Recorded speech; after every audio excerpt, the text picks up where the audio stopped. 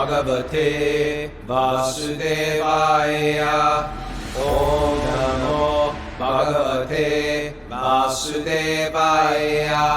Om Namo Bhagavate Vasudevaya.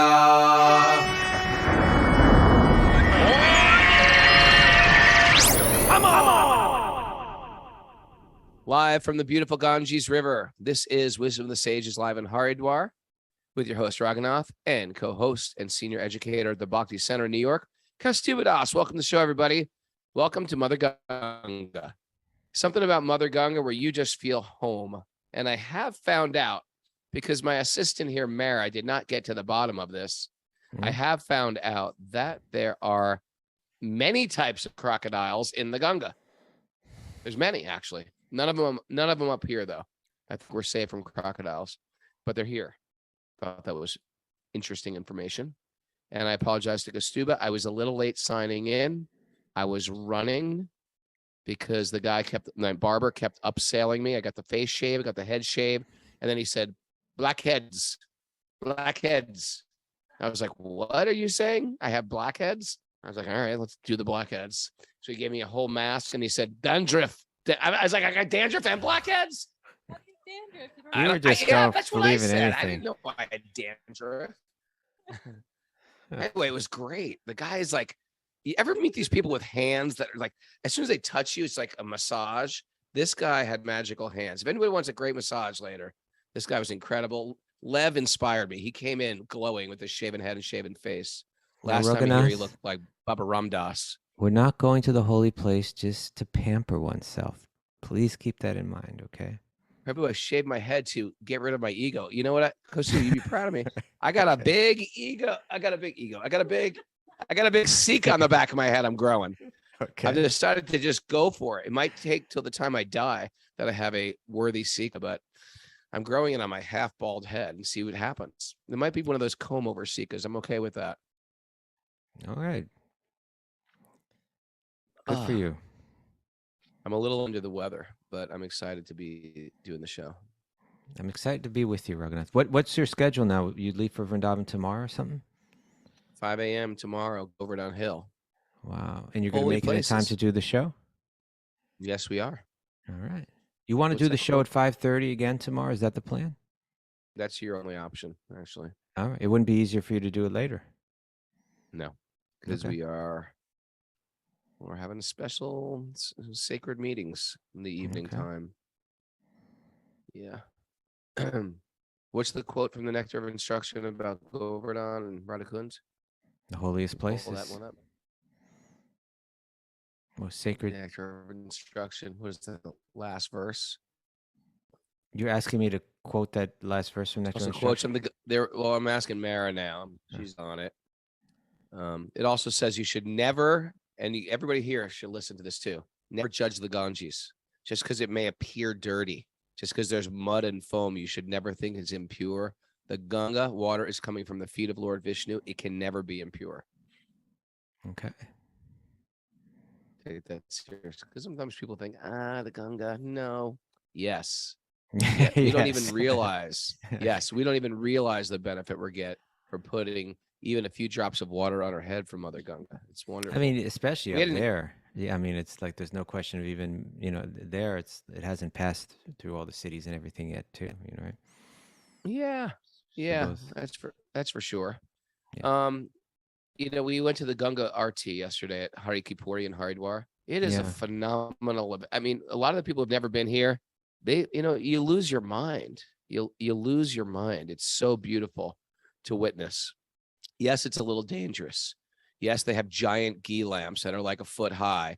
And yes, people can knock into them and your flowy robes and scarves can catch fire in a moment, as well as the hair oil you put in your hair. The whole thing can be a catastrophe, but it's incredible to witness.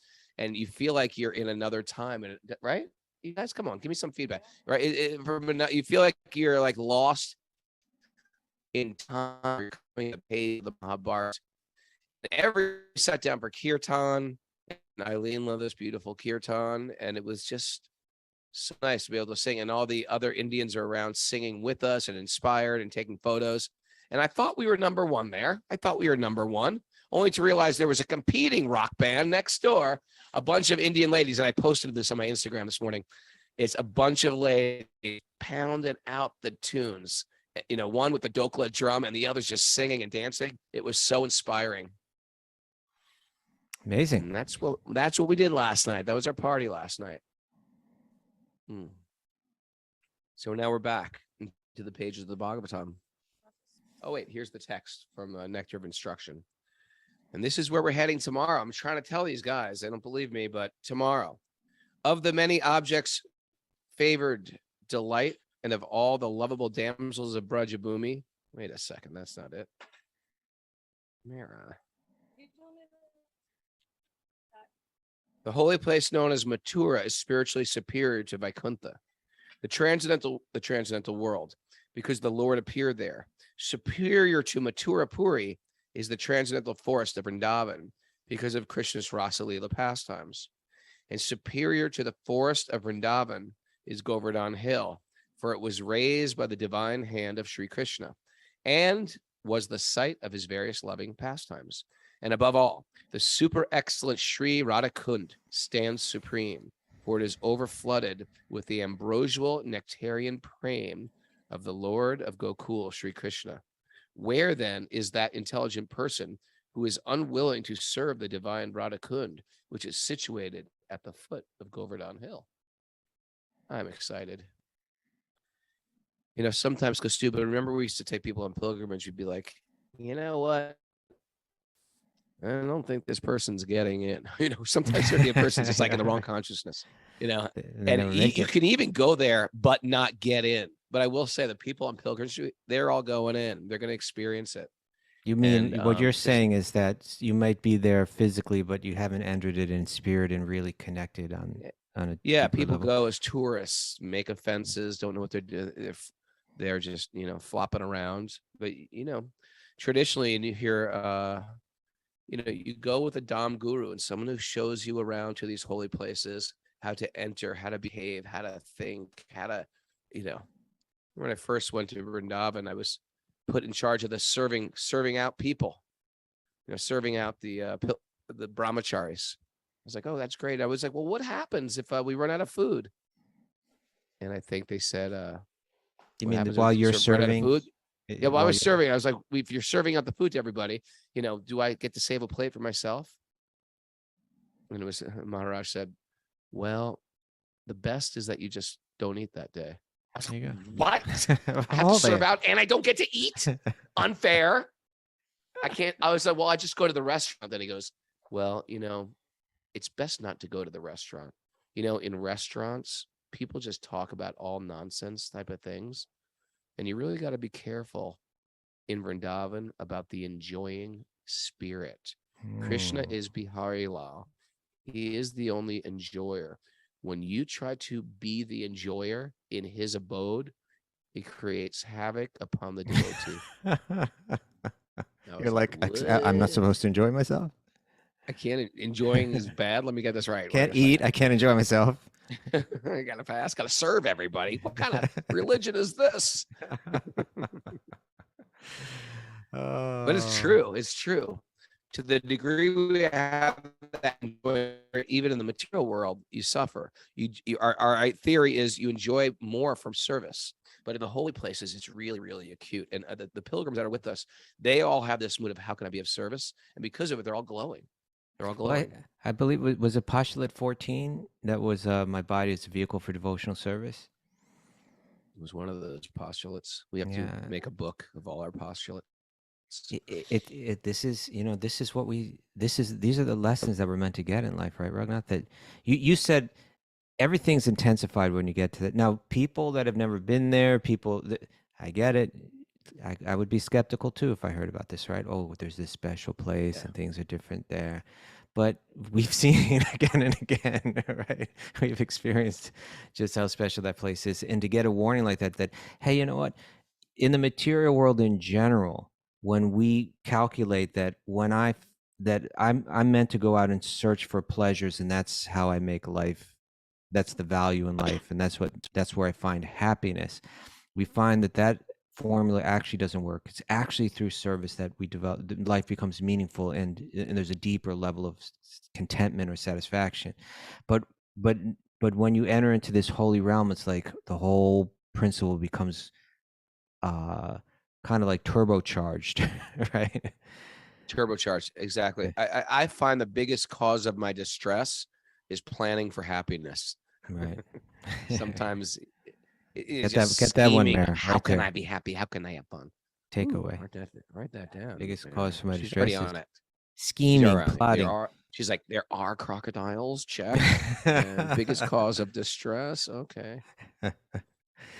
Yeah, especially when you get there and as you were saying, it's like you get into Mathura, you get into Vrindavan, you get into Govardhan, you get to Radha Kunj, you have to be so careful there that you're not operating on any level of ego, that you're not trying to make yourself the center, right? That you're just coming and there's a humble pilgrim, then so much can be given to you when you're there. Yeah.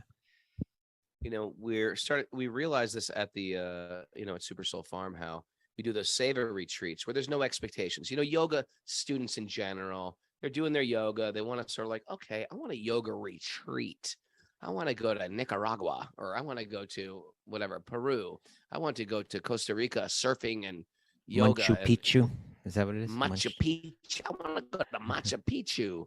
And they'll all be like, and so in the mood when you're on these like retreats is like, and understandably, how can I enjoy this place? Mm-hmm. And when we do, like, even sometimes retreat to the farm, we try to make them more bhakti educational and things like that. But I can notice if there was like some type of metric for the joy of when they do the seva weekends or the ashram weeks, because the ashram weeks and the seva weekends are just people are there to serve, and there's no expectations. I mean, if you're for some fancy yoga retreat, you have a bunch of expectations. There's a bug in my room or whatever. There you have a lot of expectations of my enjoyment is not being fulfilled. But if you're coming in the mood of service, it's as if you're already liberated. That's what bhakti is compared to mukti. We walk these paths on the yoga. I mean, most people don't even think about this stuff. They're doing asanas, but there's really two major paths going here. You got the path of mukti, you got the path of bhakti. Both are very reasonable, and both walk on the same trail for a while. And one is, I'm sick of the pleasure of this world. It always ends with indigestion, both in so many different ways. Indigestion. Okay. Right? Mental indigestion, stomach indigestion, sexual indigestion, whatever, financial indigestion. I feel miserable. I'm sick of the material world. There's got to be a more subtle pleasure. And whatever, downsize. I'm going to get a tiny home, or they're going to, they're going to start fasting, or controlling their senses, etc. And the path of mukti is I want to stop engaging with the outside world, whereas the path of bhakti is it walks with there's some restrictions that we have, but ultimately we are going for on this cusp. The mukti thing. This right. So if you have that spirit of bhakti, whereas I'm here to give, you're actually already liberated. You already have liberation, because in bhakti, all you want to do is to give. And if you feel like, okay, this place, I'm not going to judge my room, the room I'm staying in. I don't mind if it's it's raining out. I'm going to work in the rain. I'm fine with that, because you've already given up your own personal desires. So there's that saying that the bhukti mukti siddhi kami. If you want bhukti, material enjoyment, mukti, freedom from the pain of this world, siddhi, mystical powers, you'll never be peaceful, because it's all a desire. But once you say, all I want is bhakti, which means, what can I give you? I'm just here to serve. That's your only desire. The desire for bhakti gives you immediate liberation. And therefore, all the anxiety that comes with my mind that's trying to figure out how to be happy in the material world. She'll make me happy. That'll make me happy. I'll purchase this and get happy. I'll upgrade my shave to a acne dandruff cleaning thing. Then I'll be happy. I have a question. Yes, sir. So you're describing that, in other words, even the first time you went to Vrindavan, you were given the instruction, which sounds like, oh God, why do I have to do this, right? while everyone's sitting down in long rows, and there's all this delicious food, and actually the whole place is austere, right? It's like cold in the winter, it's too hot in the summer, it's floor. you're sleeping on the floor. The bathroom facilities, aren't Yeah, bathroom facilities were most like a comfortable. It was like right up there with like Rikers Island. Well, a really cold prison. Like a spigot in the wall and like a big group shower. And then sometimes the electricity would go out while you're in the toilet. You're like, where am I? It's like pitch black. Is there a monkey in here that can attack me? Yeah. And so the food is like maybe like the only time when there's like this like real like yes, external enjoyment in a sense. You can really just enjoy life that's like, on that external level. Now just give me some food. Yeah, and it's always put on the serve out detail. And then then you're in the serve out detail where there's like these long lines of people sitting there, and you're given the task to like go down the line again and again, bending over, handing, giving people food like a menial servant, while they're all enjoying. And then you're told that, well, if it runs out, well, the way that the mood and the attitude that we approach this with is that you're entirely selfless. So you're not even thinking about that, And it's so. And I get it, but it was brand spanking new. So here's my question. I get it. Yeah. We're all here to serve. I get it. So here's my question: is like, so you were doing that for like a month or 2 months at a time or so? Yeah. Was it at a certain point that you were like, oh, I am happier this way? Oh, like I'm beginning to did it kind of click at a certain point, or? Well, it definitively clicked because. I mean, you and me, when we do that ashram week we did together, everybody was sitting at tables and we were doing buffet, and we're like, so this was now you're talking about just this summer. Last summer. We relived it in a sense. We just relived it. It said everybody on the floor, let's clear out those tables. We're sitting on the floor and serving out. And it's so joyous just because you actually get to serve everyone through distributing prasad. And it's just a yoga practice. Of course, we use yoga in the broad sense of the way, not in the American way, that this is a connection to God through serving living beings and through serving with love. And it manifests love in your heart. This practice we're doing, it really works.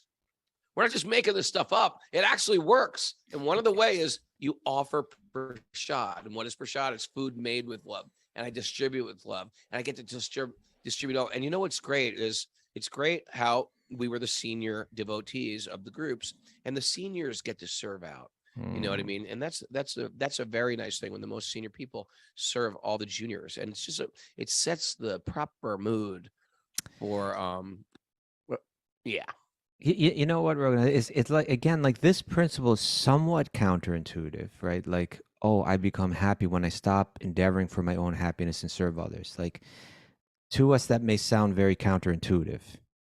May sound backwards, but what if everything in spiritual life sounds counterintuitive? Because we're backwards. Yeah.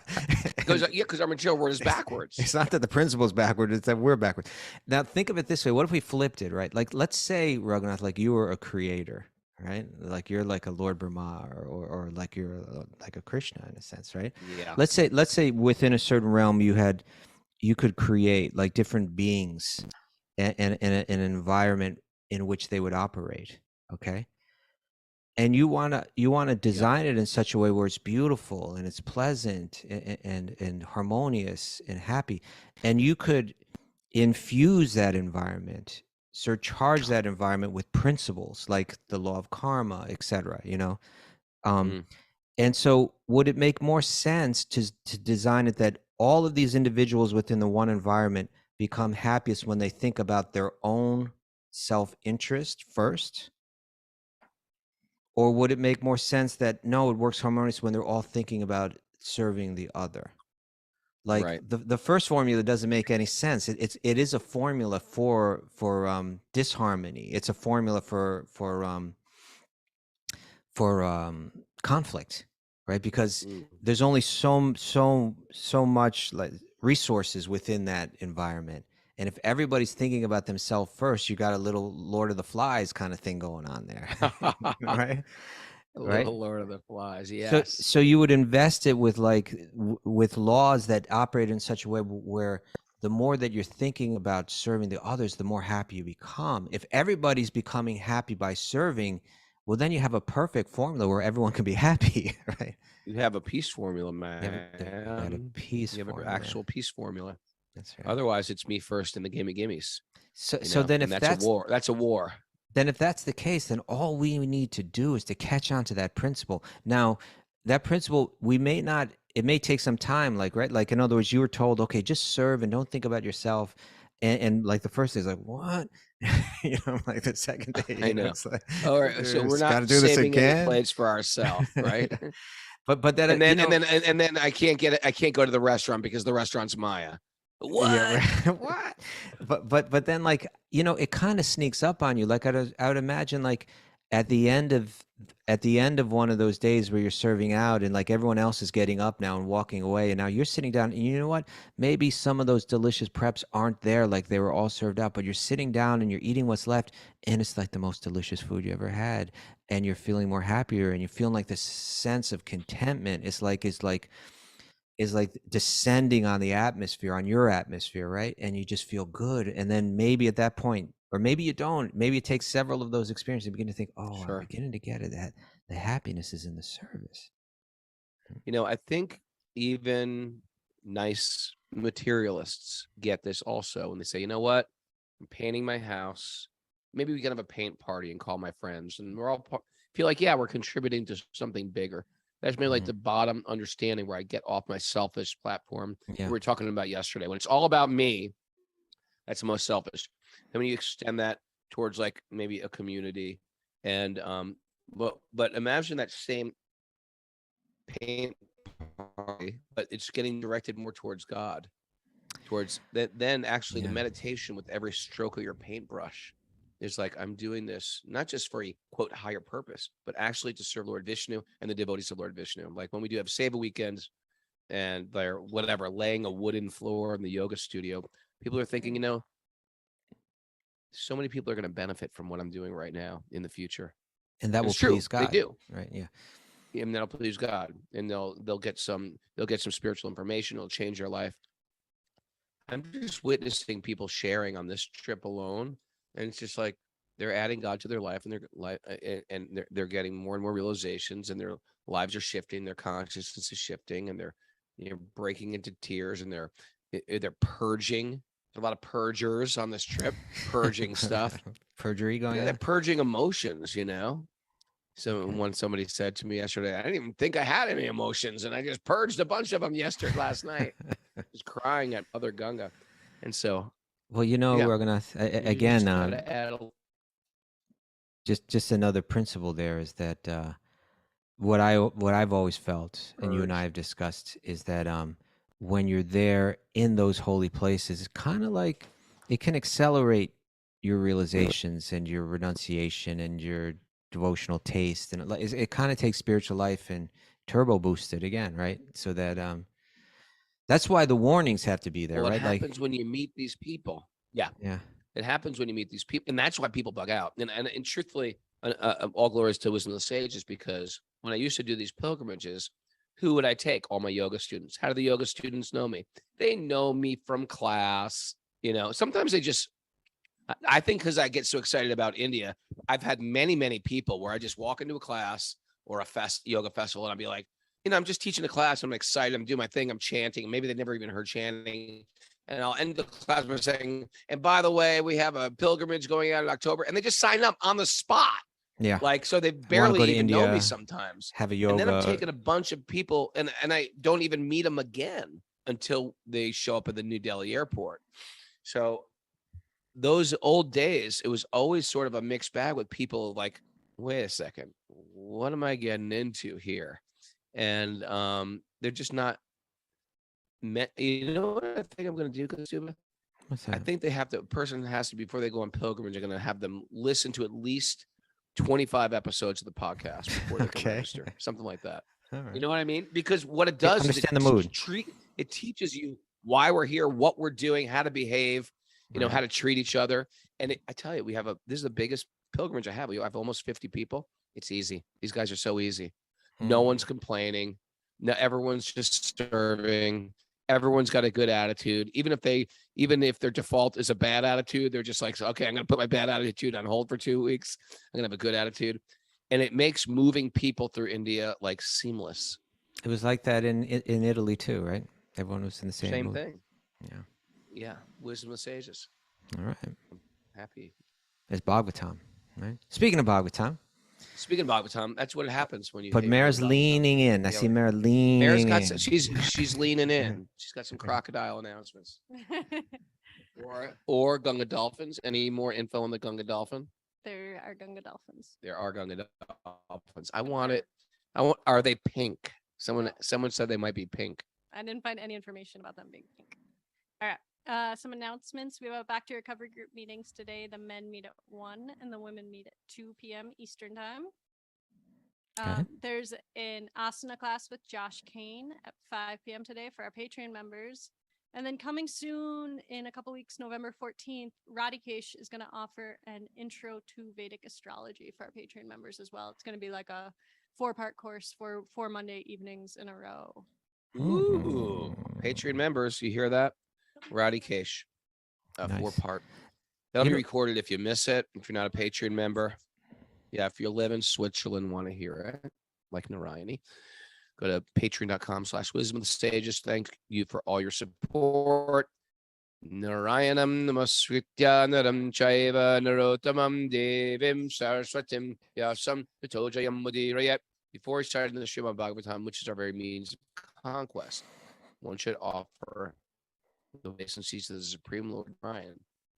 Unto Narayan, the supreme human being. Unto Mother Saraswati, the goddess of learning. To Srila Vyasadeva, the author. Nasta prayishvabhadreshu nityam bhagavat sevaya bhagavati uttama shloke bhaktir bhavati naishtiki. By regular attendance in classes in the Bhagavatam and by rendering service to the pure devotee, all that is troublesome in the heart will become eradicated. Loving service to the Supreme Lord, who is praised with transcendental songs, will be established as an irrevocable fact. Om Gyana Timarandasya Gyananjana Shalakaya Chakshurun Militam Yena Tasmai Shri Gurave Namaha. I was born in the darkness of ignorance, and my teachers are opening my eyes with a torchlight of knowledge. I offer my obeisances at their lotus feet. One practical thing, Raghunath, is sure. The connection's been a little shaky. I'm wondering if the phone that you're using were brought maybe closer to a window or something like that. We might get a little bit get another bar. I've got 4 bars on it. I got 4 bars on it. Well, still, maybe if you got 5, it'd be better. I don't know. It's still a little shaky. No, I don't think they have 5.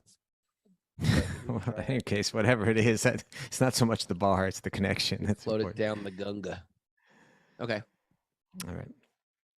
You ready? Yeah. Maraji? Reading from Canto 4, Chapter 28, Text 33. Text 33. After this, the great saintly king Malayadvaj divided his entire kingdom amongst his sons. Then, in order to worship Lord Krishna with full attention, he went to a solitary place known as Kulachala. Okay. So here again, King Malayadvaj. Now we've had King Paranjana. We're hearing this fictional or allegorical story. He's gone through his ups. He's gone through his downs. Died, suffered through death, took birth as a woman. But he's fortunate in this life, or she's fortunate in this life, that she meets this King Malayadvaj, who represents, let's say, a very advanced devotee, or let's say the guru, right? And so now her husband, King Malayadvaj, is now renouncing everything of this world and is going off to a holy place to practice bhakti with intensity. And she will follow, just as a disciple follows a guru, follows in terms of serving that person, follows in terms of understanding, learning through their example and following their practices and so on. So this is like, after many, many lifetimes of his ups and downs, this is like such a special opportunity to learn, to follow a true bhakti yogi. Just as the moonshine follows the moon at night, immediately after King Malayadvaj departed for Kulachala, his devoted wife, whose eyes were very enchanting, followed him, giving up all homely happiness. That's like happiness of the home, not like you're homely. Giving up all homely happiness despite family and children. Giving up the ideas of the worldly pleasures.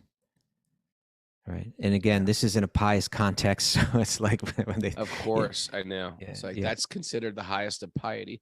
Yeah. You And, love you your know, family, you love your and this children. was a tradition that like a husband and wife, once at a late age, they would wander away from home, go to the places of pilgrimage, live in these like dharmasalas, right? Like you just remember, like when we first went to Vrindavan, like where did you stay the first time you went to Vrindavan? Did you stay in the Gurukula? Yeah. Which was pretty simple. I stayed in the Fogel Ashram. You ever stay in the Fogel Ashram? I never stayed there, but that was like rough. Fogel Ashram was rough. Just very simple, right? It was just like these hardwood beds and nothing else, right? Nothing But like, else. but that's a common way where like in India, they don't care, right? Like in America, it's like, oh, what kind of comforts am I getting? I want to make sure there's a large screen television and that there's like these special beds that give you Is there massage. breakfast included? Do they turn down the room at night? Yeah. No, they don't. You're lucky if there's not a bug in the room or a mouse in the room. Yeah. Yes. It was, so Indians husband, don't care. I appreciation for Indians. And Let's it's hear it not like poor Indians. You'll find like very wealthy Indians. They'll just roll and sleep on the floor like it's no big deal. Like just like Yeah. roll up. Yeah, they make themselves comfortable. It's just like they're not wound up. Like, why are we so damn wound up? Yeah. Well, you get pampered throughout life and you don't get that, you don't catch on to that there's pleasure in simplicity, that there's pleasure in austerity, that when I simplify everything externally, it facilitates my going deeper internally. It's a natural kind of environment for that. And so here when it's saying that like like on the level of the allegory, it's a husband and wife walking away at a later age in life. It's not irresponsible. It's not like their kids are like wondering where they're going to get the next meal. No, the kids are grown up, right? And they're walking, and they could just kind of sit at home and watch television for the rest of their lives and play some golf. They said, no, we're going to intensify the simplicity. In our married life, when we're raising children, we were enjoying some comforts of home and having money and sexuality and other types of pleasures. We're leaving that behind now. We're walking off and we're going to the holy places to practice more intensely. And you know what? We're happy. It's like we're eager to embrace this. We realize more deeply now that deeper happiness is an internal thing, is a spiritual thing, and we're willing to live in its simple atmosphere. What's sad and slightly pathetic is we just raised the comfort level so high. It's just made us grumpier and grumpier. It's like there's no Wi-Fi on this plane. What? I've been on the tarmac for like 45 minutes. Are you kidding me? They used to go across the country in a wagon train. Don't give me any tarmac for 45 minutes. They went across. They didn't know who was going to die, who was going to live, who was going to give birth to the other side of a whole new family by the time you get there. This is like we've raised the comfort level so high. It's just made us entitled and complaining and whiners. I know when we were in the band, when we were really young, we were like, man, if we could save up the money and buy a van and go on tour, that would be the best. And then we made a little money with the band, so we got like a nice van. We're like, all right, this is great. And then we got on, Roadrunner Records, and they're like, hey, you guys want to go out on a tour bus? I was like, what? A tour bus? You got on a tour bus? Because you ever go on a tour bus? I don't think so. They got like bunk beds and like a little game room in the back, and I'm like upstairs and a downstairs and snacks. And they're super expensive per day. You got to pay a driver. And I tell you, after you like do the math, you're realizing like, wait a second, this is all my money. I'm just eating away at like a credit card from the record company.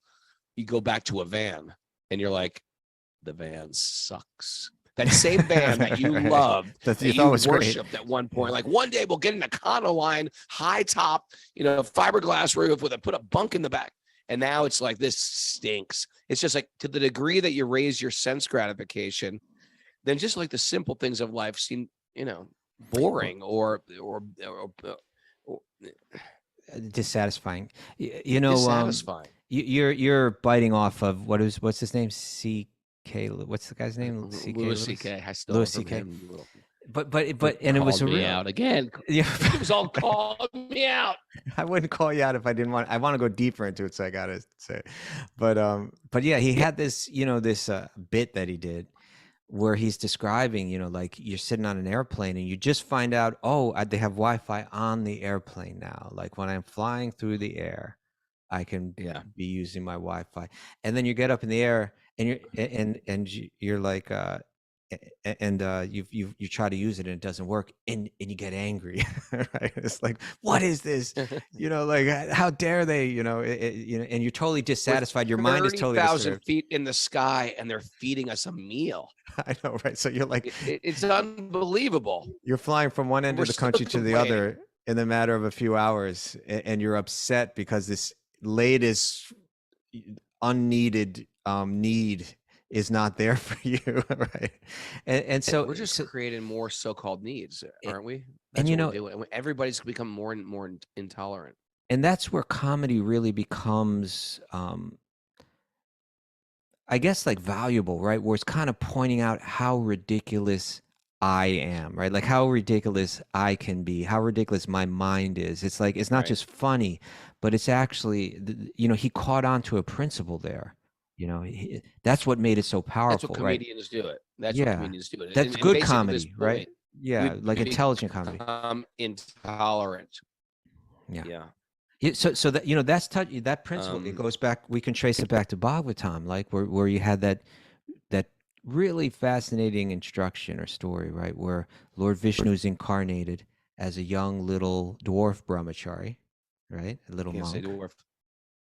Yeah, and the king, Bali Maharaj, he's receiving him as a king receives a monk. When a king receives a monk, it's actually like the king that takes the humble position, right? The king is like, I'm an enjoyer of this world. I have all these opulences. I have lots of responsibility, but I'm a very worldly man. And you're a person who's let go of all the things of this world. You're wiser than me. You're more renounced than me. How can I serve you? What can I give you? What can I do to please you?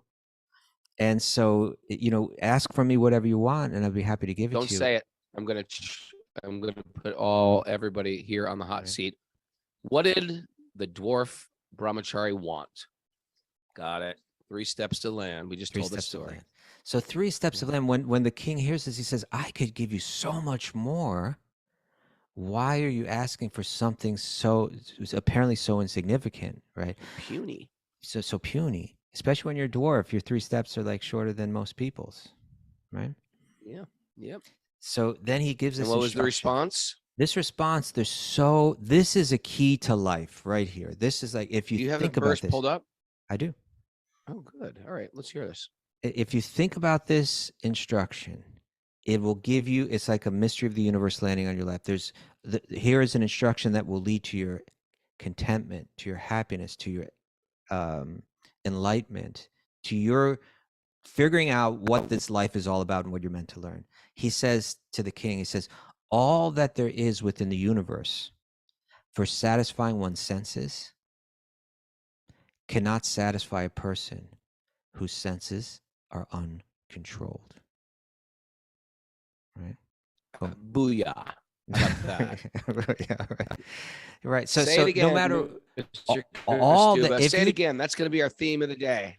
If you took everything that there is within the universe that can satisfy one's senses, it's still not going to be enough to satisfy a person. Everything. Because they say it's like pouring gasoline on a fire, right? Well, if I pour all the gasoline on the fire, will the fire be satisfied and stop burning? No, it actually just increases it, right? Well, it does. It does for a moment. If you pour gasoline in the fire, the flame does go down for a moment, and then it gets real big real quick. Yeah. So that's the problem with sense gratification. So if you took struggling with you struggle with any types of sense gratification, intoxicants, sexuality. Doesn't matter how much. Indulge in it. You want it more. You want it more. Yeah. Doesn't matter how much. Now I'm satisfied. So the key to satisfaction, therefore, would be to get the senses under control, right? And that's why so much of the yogic principles and the principles that we're hearing about in Bhakti involve that intentional accepting of austerity. so that you get control. You say, you know what, senses, I've been controlled by you all along. I'm taking control now. And you know what? We're going to tighten things up a little bit here, right? I'm not going to get dragged around. Senses. We're going to zip it up. And They call that's it like taming a cobra. like taming a cobra. You could do it. Yeah. And so when we're hearing now that, like, it says that the king and the queen, they walk away giving up homely happiness, despite family and children, it means they could have just stayed at home and enjoyed being doted on by their now grown children, living in a relatively more comfortable situation and just comfortably faded out in life, right? But they took another path. They said, no, I'm going to keep progressing in terms of my internal life. And to do that, to help facilitate that, I'm going to simplify the externals, and I'm going to wander off and live a very simple life in the holy places. You know, it was a very difficult time for me. Tell me, Raghunath. And I think people who lived in an ashram can relate to this. Leaving the ashram and re-entering the material world. I remember the day I was like, I guess I should buy a bed. I've never had a bed in like 7 years. I guess people sleep in beds. Normal people sleep in beds. What kind of bed should I get? It's like that. Or this was even worse. Like, I guess people wear clothing. Like, what clothing look good on me? It's like these thoughts the brahmachari never even thinks of for the most part. It's like, you got 3 robes. That's what you got. Deal with it. And you never think of like, do I look that good in this robe? Is that, at least I never did. I'm just like, I've accepted, like, I will say Kostuba always looked good. He always, I don't know how he pulled this off. There was never a wrinkle in his robe. And I always look like a homeless man in my robe. But afterwards, I was like, now I'm supposed to like re-enter my ego, which I've worked so hard to get rid of. Like, oh, this looks good.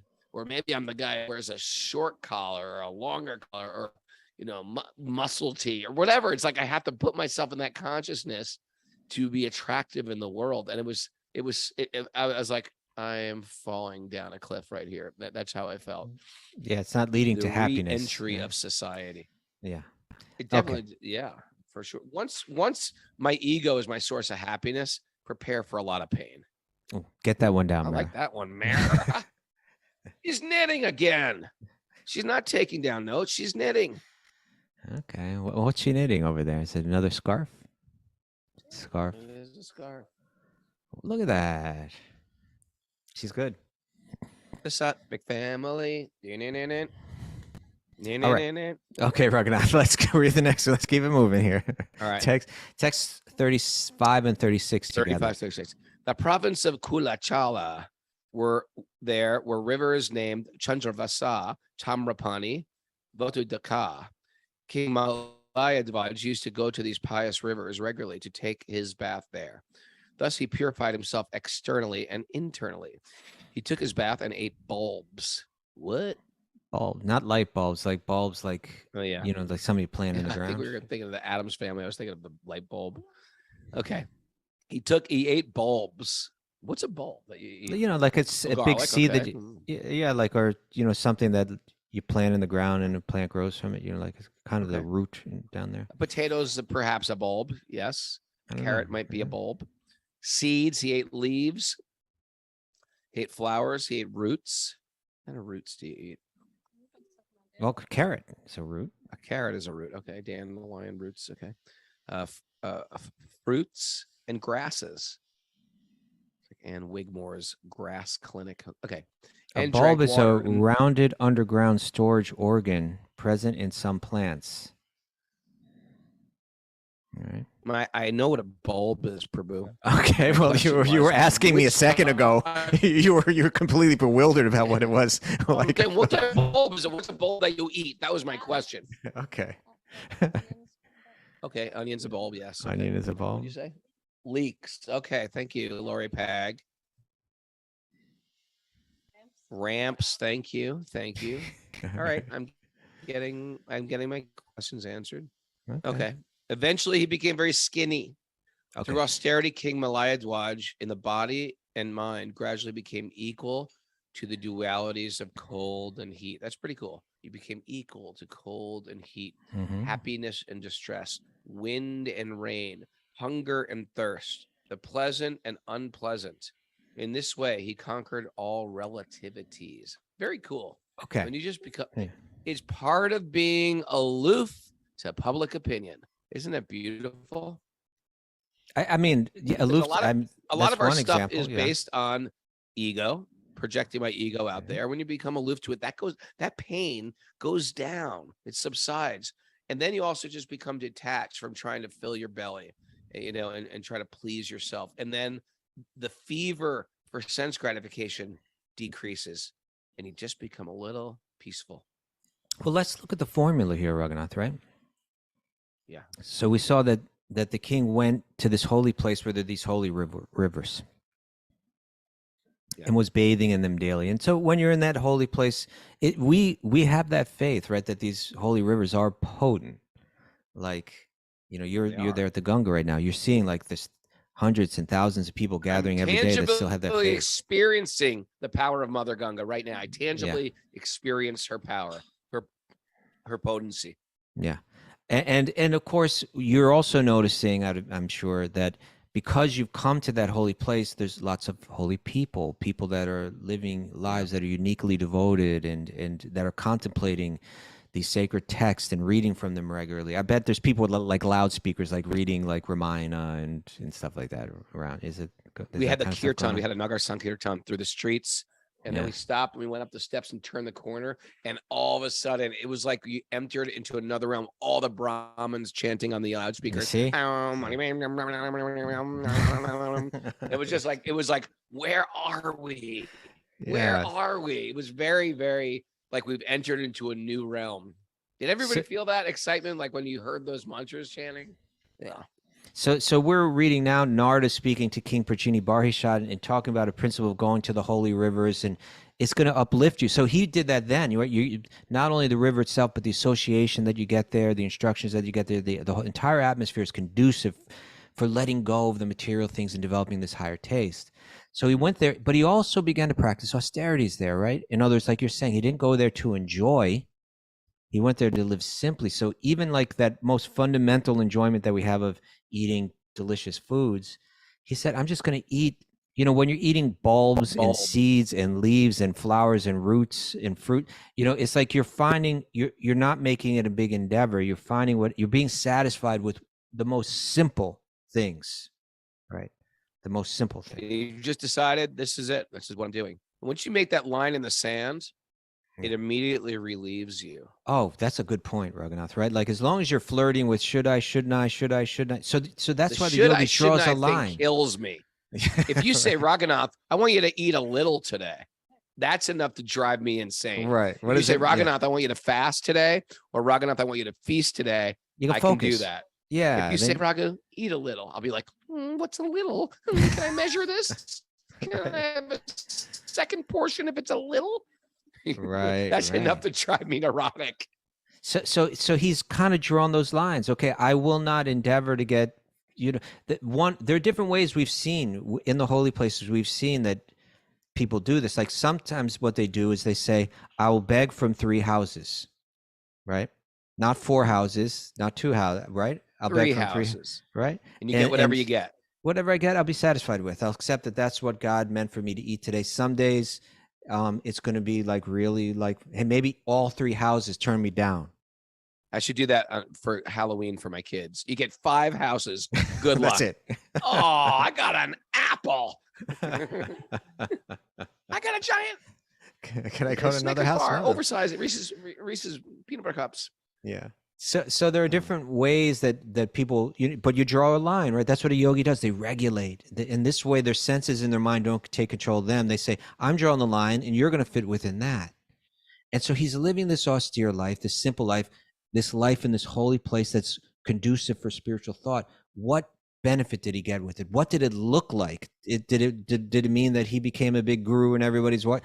Did he, no, what happened was he became what we call this samatvam, right? He developed this samatvam, this evenness of mind, that whether it was hot or cold, his happiness wasn't tied to that anymore. Rather, whether there was wind or rain, whether he was hungry, he might have been thirsty, whether it was pleasant externally or unpleasant, he was no longer bound. He was no longer a prisoner. He was no longer like tied to that like a beast of burden, right? He was free. And no matter what the externals were, he had that peace of mind and that contentment. When that's a beautiful yogic accomplishment itself. And once you're there, it opens you up to deep spirituality, right? It opens you up to experience things that other people are never going to experience as long as they're concerned with finding happiness through external things. Yeah. And so we're going to hear about that next. This Can I is share going to go something deeper. embarrassing? All right. As long as it's not the Calcutta Book Fair story. No, it's not that, but it is Calcutta. All right. I remember being in India when I was brand new to this, and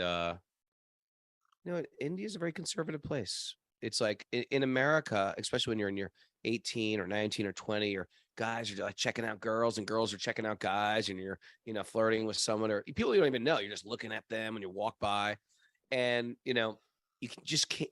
I don't know, maybe not India today. I'm not sure, but back then, like women don't look at you. And as a young man, I was used to just like checking out women. That's just what we did. Oh, she's cute. She's cute. She's cute. And women like will not look you in the eye. I remember even being in Calcutta, which is a pretty religious city, and without even realizing it, because you're not engaging it, then you stop looking. It just starts. It calms down that energy. In America, America's sexuality after the sexual revolution of the 60s, or whenever it happened. It's getting all sociological now. Okay. No, I'm not. I'm just saying. Professor, I'm just saying. come on. No. I want to hear your sociological. In this culture, it's like you just can't have illicit sex.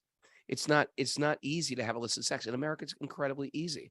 We've created like there's no boundaries. Matter of fact, if you're dating someone, you're not having sex after 3 times, they think you're weird.